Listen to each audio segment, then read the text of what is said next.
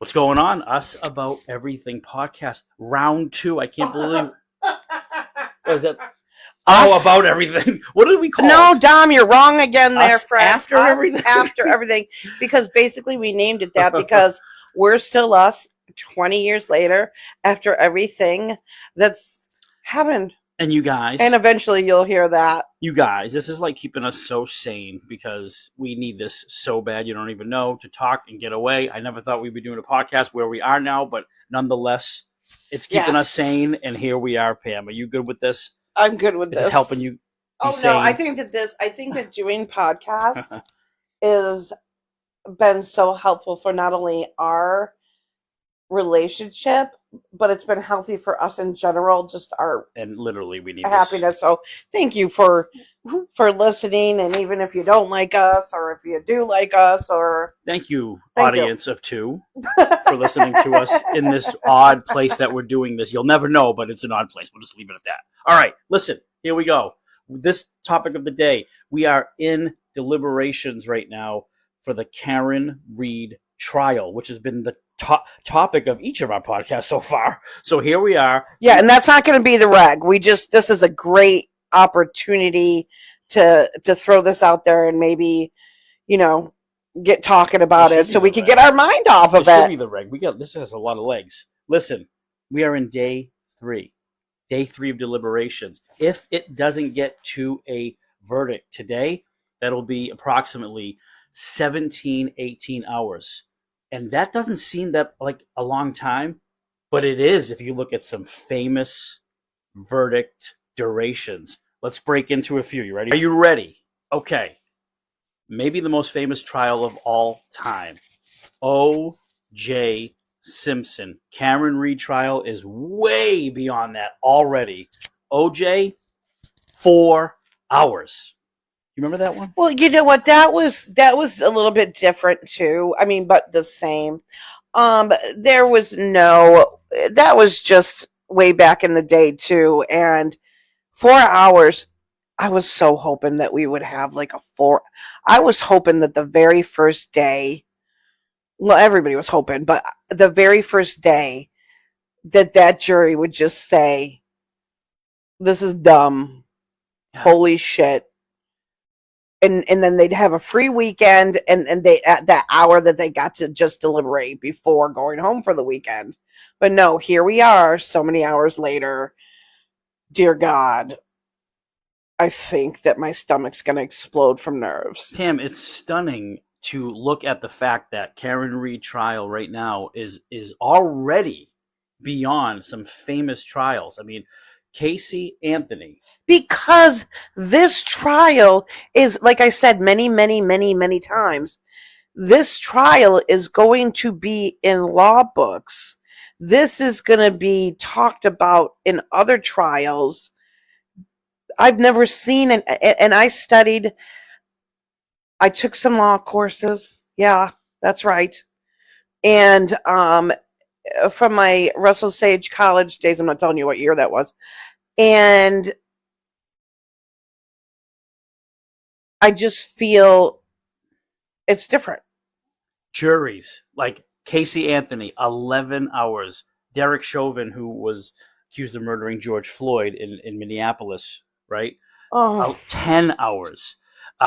George Zimmerman, 16 hours. Michael Jackson, 32 hours over 7 days.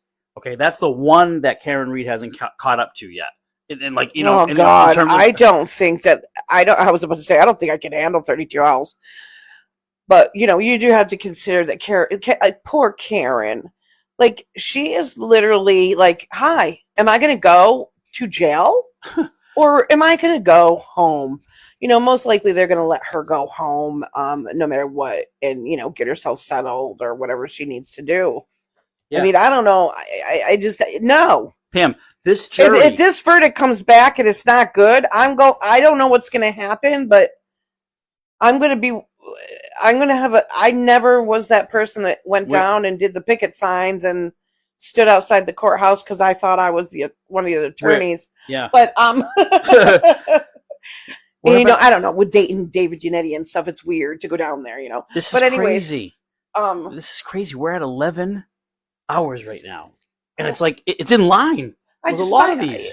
You know what? Karen Reed, 11 what was hours. Casey Anthony? Can you pull that up? Casey Anthony, of course. Casey Anthony. Was 11. When that happened, I don't know if I could come back from that. When I could cry. When Casey Anthony's verdict came in, I was like, "What just happened?" Yeah. Like what? Hello? Yeah. She lied. What?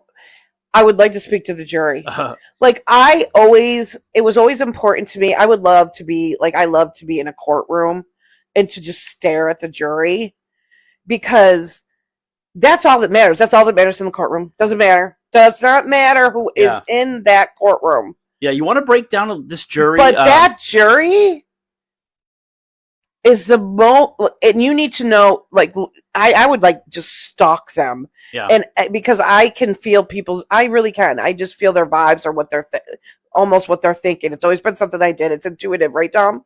It is. And Pam, we gotta give you a little fun. We gotta give a little context about this current jury, Karen Reed trials jury, courtesy of Aiden Kearney, Mr. Turtle Boy. Turtle Boy, I love you so much, and we have you as Matt Damon, my friend. In the movie. Turtle Boy, let me give him a shout out.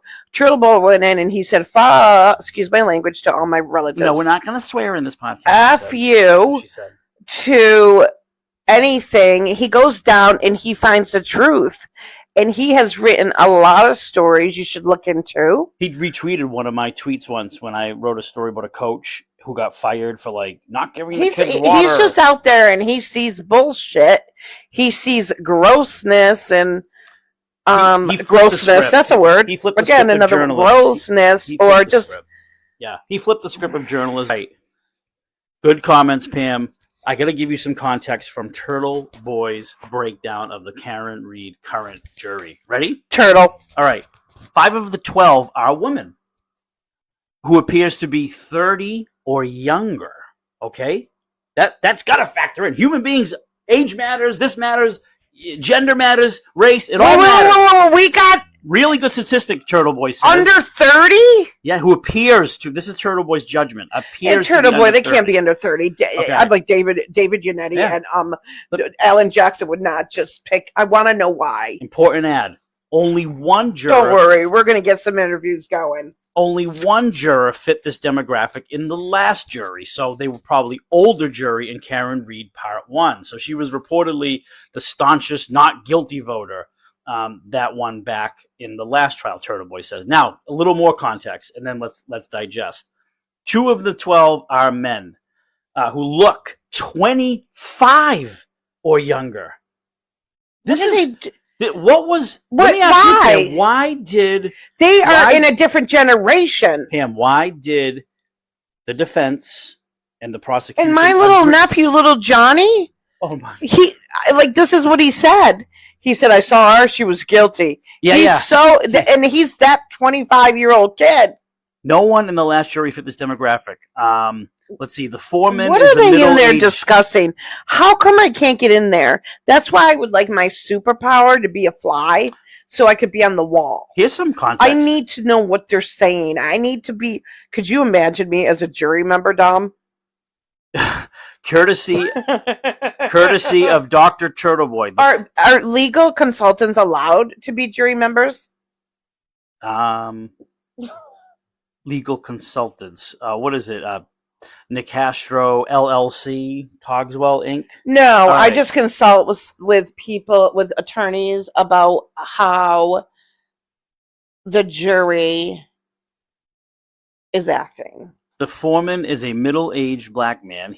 This is exactly from Turtle Boy. He took no notes during the trial. Again, all this is what about someone who takes 0 notes? What do you think about that? Is that a person who's made up his mind, or is just someone who can retain information? What do you think? Someone that probably doesn't want to be there. That's my thought. Someone who retains information. Yeah. That much information. I don't think so. I don't know. In my personal opinion, and that's my opinion. No. Another good point. But I think that an opinion has been made up, and there could be somebody in there and just being like, she's guilty and wanting to just fight like little Johnny. Jury 15 is a middle-aged white woman who I noticed was hung on every word of Alan Jackson's closing. I thought you were going to say she's hung. These She's hung. These things matter, though. Get it. Yeah, I do get it. These things matter. These things matter. Right, Pam? I'm asking. John, why so serious when this is we're supposed to be funny? Juror 3 is a man in his late... very serious right now. Juror 3 I is don't a know how man to in work his with late him like 40s this. who was called up to speak with Auntie Beth, as Turtle Boy calls her, early in the trial. He looks like a cartoon character. I have no idea what to think of him. I don't know what that means. What does a cartoon character mean? But a cartoon character looks like Lally. Okay. Yeah, true. Lally could be a great cartoon character, that's for sure. That is a cartoon character. All right. So, back to famous trials, Pam. Here's a good one. We're already past the deliberation time of Ted Bundy, 1979. He was a little more convincing. Ted is that serial killer, by the way. Also, besides from me being all the other things I do, I also am a serial killer specialist. So I like to get into the brains of a serial killer because I love the brain. So anyways, I love what people are thinking, and that's why I like juries. But anyways, that's not the point. The point is Ted was fascinating. He was his own lawyer. He was fascinating. He was his own lawyer. He was his own lawyer. It was hilarious. Yeah.